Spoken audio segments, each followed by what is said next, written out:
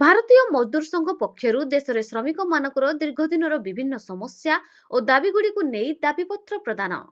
ରାୟଗଡ଼ା ଦେଶରେ ଶ୍ରମିକମାନଙ୍କର ଦୀର୍ଘଦିନର ବିଭିନ୍ନ ସମସ୍ୟା ଓ ଦାବିଗୁଡ଼ିକର ସମାଧାନ ପାଇଁ ଭାରତୀୟ ମଜଦୁର ସଂଘ ଆଜି 25 ଫେବୃଆରୀ 2026କୁ ସାରା ଦେଶରେ ପ୍ରତିବାଦ ଦିବସ ଭାବେ ପାଳନ କରୁଛି।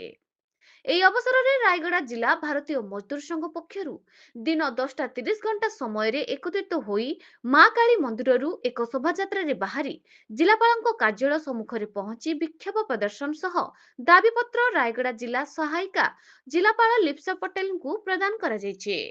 ଭାରତୀୟ ମଜଦୁର ସଂଘର ରାୟଗଡ଼ା ଜିଲ୍ଲା ସମ୍ପାଦକ ଗଣେଶ କୁମାର ସାହୁଙ୍କ ନେତୃତ୍ୱରେ ଆୟୋଜିତ କାର୍ଯ୍ୟକ୍ରମରେ ମୁଖ୍ୟ ଅତିଥି ଭାବେ ଶ୍ରମିକ ନେତା ତଥା ଭାରତୀୟ ମଜଦୁର ସଂଘର ରାଜ୍ୟ ଉପସଭାପତି ଶ୍ରୀ ଯୋଗେଶ୍ୱର ଦାସ ଯୋଗ ଦେଇଥିବା ବେଳେ ଉକ୍ତ କାର୍ଯ୍ୟକ୍ରମକୁ ଜୟନ୍ତୀ ପଦ୍ମାଳୟା ସାହୁ, ଉଷାରାଣୀ ଦାସ, ମମତା ବିଶ୍ୱାଳ, ଗୀତାଞ୍ଜଳି ହିୟାଲ, ସୁରେଶ ସାହୁ, ତମାଳ ସାହୁକାର, ନିରଞ୍ଜନ ସେନାପତି, ସୁନ୍ଦର ରାଓ କାଡ୍ରାକା ପରିଚାଳନା କରିଥିଲେ।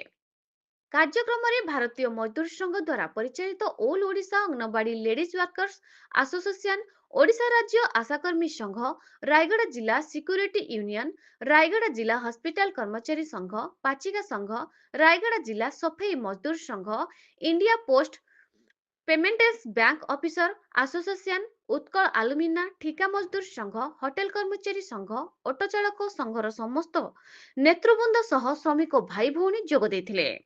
ଦାବି ମଧ୍ୟରେ ଆମେ ଆଶା କରୁଛୁ ଯେ ଆପଣ ଶ୍ରମିକମାନଙ୍କର ଏହି ନ୍ୟାଯ୍ୟ ଦାବିଗୁଡ଼ିକ ଉପରେ ଗୁରୁତ୍ୱ ଦେଇ ସକାରାତ୍ମକ ପଦକ୍ଷେପ ଗ୍ରହଣ କରିବେ। ରାୟଗଡ଼ା ଜିଲ୍ଲା ପ୍ରତିନିଧି ବିଶ୍ୱନାଥ ମାଣ୍ଡିକା ରିପୋର୍ଟ ନ୍ୟୁଜ ଜୟନ୍ତୀ ପଦ୍ମାଳୟା ସାହୁ ଭାରତୀୟ ମଜଦୁର ସଂଘର ରାୟଗଡ଼ା ଜିଲ୍ଲା ଉପସଭାନେତ୍ରୀ ଅଛି। All Odisha Anganwadi ladies worker ଆସୋସିଏସନର ସଭାନେତ୍ରୀ ରହିଥିଲେ।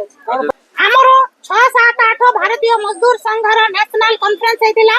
ସେଇଠି ନିଷ୍ପତ୍ତି ହେଇଥିଲା ଯୋଉମାନେ ସମ୍ବିଦା କର୍ମଚାରୀ ଅଛନ୍ତି 50 ବର୍ଷ ଧରିକି ସେମାନେ ଆଉଟସୋର୍ସିଂ ରେ ଅଛନ୍ତି, ସେମାନଙ୍କୁ ସରକାରୀ କର୍ମଚାରୀ ଘୋଷଣା କରାଯାଉ।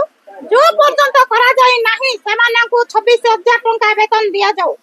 ତାପରେ ଆମର ପ୍ରୋଭିଡେଣ୍ଟ ଫଣ୍ଡ ର ଯୋଉ ରୁଲ ଅଛି ତାର ସ୍କେଲିଂ କୁ ବଢାଇକି 25,000 ଟଙ୍କା କରାଯାଉ। ଠିକା ପ୍ରଥାକୁ ଉଚ୍ଛେଦ କରାଯାଉ। ଯେଉଁ 4ଟା ଶ୍ରମ କୋଡ ଅଛି ତାକୁ ସଂଶୋଧନ କରାଯାଉ। ଶ୍ରମିକ ମାରଣ ନୀତିରେ କେନ୍ଦ୍ର ସରକାର ଯୋଉ 4ଟା କୋଡ କରିଛି ତାକୁ ସଂଶୋଧନ କରିବା ପାଇଁ ବୋଲି ଆଜି ଆମର ଧାରଣା। ଅଙ୍ଗନବାଡି କର୍ମଚାରୀ ହୁଅନ୍ତୁ, ଆଶା କର୍ମଚାରୀ ହୁଅନ୍ତୁ, ସେମାନଙ୍କର ଜୀବନକୁ ବାଜି ଲଗାଇ କାମ କରୁଥିବା ବେଳେ ସେମାନେ ପାଉଣା ପାଇବାଟା ବହୁତ କମ। ସେଇ ପଇସାରେ ସେମାନେ ଚଳିବାଟା ଅସମର୍ଥ ହୋଇ ପଡୁଛନ୍ତି। ସରକାର ଆସିକି 14 ବର୍ଷ ହେଇଗଲାଣି, ରାଜ୍ୟ ସରକାର ଆସିକି 2 ବର୍ଷ ହେଇଗଲାଣି, କିନ୍ତୁ ସେମାନେ ଅଙ୍ଗନବାଡି କର୍ମୀ, ଆଶା କର୍ମୀ, ଆଉଟସୋର୍ସିଂ କର୍ମୀ କିମ୍ବା ଠିକାଦାର କର୍ମଚାରୀ ମାନଙ୍କର କୌଣସି ଚିନ୍ତା କରିନାହାନ୍ତି। ଯୋଉ କାମ ଗ୍ରାସ ରୁଟ ରୁ ସବୁ କାମ ସକ୍ସେସ କରି ଅଙ୍ଗନବାଡି କର୍ମୀ ଆଜି ସବୁ କାମକୁ ସକ୍ସେସ କରୁଛି, ସେଇ ଅଙ୍ଗନବାଡି କର୍ମୀକୁ, ସେଇ ଆଶା କର୍ମୀକୁ ଏ ସରକାର ମାନେ ଅଣଦେଖା କରୁଛନ୍ତି। ଏହି ସରକାର ବିରୁଦ୍ଧରେ ଆମେ ଆଜିର এই লড়াই, ଆଜିର এই ଡାକରା ଆମେ ସତର୍କ କରିଦେବା ପାଇଁ ଚାହୁଁଛୁ ସରକାରକୁ। ଯଦି ଆମମାନଙ୍କର କିଛି ବ୍ୟବସ୍ଥା କରା ନଯାଏ, ଆମର ବେତନ ବୃଦ୍ଧି କରା ନଯାଏ, ସରକାରୀ ମାନ୍ୟତା ଦିଆ ନଯାଏ, ଆଗାମୀ ଦିନରେ ଭୟାଭୟ ରୂପ ନେବ এই ସଂଗଠନ ମାଧ୍ୟମରେ। এই ଯୋଉ ଆନ୍ଦୋଳନ ଚାଲିଛି ଆହୁରି ଅଧିକରୁ ଅଧିକ ଭୟାବହ ହେବ। ଆଜି ଆମେ ସତର୍କ ବାଣୀ ଦଉଛୁ ସରକାରଙ୍କୁ, ଯଥାଶୀଘ୍ର ଅତିରୁ ଅତି କମ ସମୟ ଭିତରେ ସରକାର ନିଷ୍ପତ୍ତି ନେଇକି ଅଙ୍ଗନବାଡି କର୍ମୀକୁ, ଆଶା କର୍ମୀକୁ, ଆଉଟସୋର୍ସିଂ କର୍ମଚାରୀକୁ, ଠିକା କର୍ମଚାରୀ ମାନଙ୍କ ବିଷୟରେ ଚିନ୍ତା କରନ୍ତୁ। ଆଜ୍ଞା ଯୋଗେଶ୍ୱର ଦାସ ଭାରତୀୟ ମଜଦୁର ସଂଘର ରାଜ୍ୟ ଉପସଭାପତି ଦାୟିତ୍ୱରେ ଅଛି। ଭାରତୀୟ ମଜଦୁର ସଂଘ ଏକ ରାଷ୍ଟ୍ରବାଦୀ ଅଣରାଜନୈତିକ ଶ୍ରମିକ ସଂଗଠନ। ଗତ ଫେବୃଆରୀ 6, 7, 8 ଫେବୃଆରୀ ଠାରେ ନ୍ୟାସନାଲ କନଫରେନ୍ସ ହେଇଥିଲା।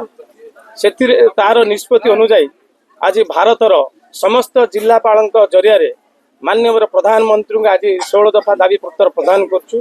ମୁଖ୍ୟତଃ ଅଙ୍ଗନବାଡି ଭଉଣୀ ମାନଙ୍କର ସ୍କିମ୍ରେ 50 ବର୍ଷ ପୂର୍ତ୍ତି ହେଇଗଲା, କିନ୍ତୁ କୌଣସି ଜାଗାରେ 50 ବର୍ଷ ସ୍କିମ୍ ରହେ ନାହିଁ। ତେଣୁ ତୁରନ୍ତ ତାକୁ ବନ୍ଦ କରାଯାଉ ଏବଂ ସେମାନଙ୍କୁ ସରକାରୀ କର୍ମଚାରୀ ଭାବେ ଘୋଷଣା କରାଯାଉ। ଦ୍ୱିତୀୟ କଥା ହେଲା ଯୋଉ NRHM ଅଛି ସେଥିରେ ଆଶା ଭଉଣୀ ମାନଙ୍କୁ କାମରେ ଲଗା ହେଇଛି। ଆଜି ଶିଶୁ ମୃତ୍ୟୁ ହାର କୁହନ୍ତୁ, ମା ମୃତ୍ୟୁ ହାର କୁହନ୍ତୁ, ଏବଂ ଗାଁରେ ଟିକାକରଣର ଯଦି ସୁବିଧା କରାଇବା ପାଇଁ ଆଶା ମାନଙ୍କ ଯେଉଁ ଭୂମିକା, ଅଙ୍ଗନବାଡି ମାନଙ୍କର ଯେଉଁ ଭୂମିକା, ତାଙ୍କ ପ୍ରତି ସରକାର ଅଣଦେଖା କରିଛି। ତେଣୁ ସେଇଭଳିଆ ଦାବି ଅଛି ଏବଂ ସ୍କିମ୍ ୱାର୍କର ମାନେ ଯେମାନେ କାମ କରୁଛନ୍ତି କଳକାରଖାନାରେ ଏବଂ କଣ୍ଟ୍ରାକ୍ଚୁଆଲରେ ଏବଂ ହସ୍ପିଟାଲରେ କାମ କରୁଥିବା ସୁଇପର, ସିକ୍ୟୁରିଟି एभଳି विभिन्न क्षेत्र में काम करुवा स्कीम वर्कर मान प्रति तुरंत सामाजिक सुरक्षा प्रदान करवा एवं से रिटायरमेंट बेनिफिट प्रदान करवा से काम करवा समय जो समस्या को तुरंत समाधान करवा एवं से दरमा प्रत्येक मासरे ठीक टाइम रे दरमा दवा ये विभिन्न दाबी नहीं आज दीर्घ दिन है केंद्र सरकार पाखे राज्य सरकार पर दाबी कर आज पर्यंत ताहा पूर्ण हो पारानी केंद्र संगठन निष्पत्ति क्रमे आज समस्त जिलापाल जरिया माननीय प्रधानमंत्री दाबी पत्र प्रदान करने आज पहुंची।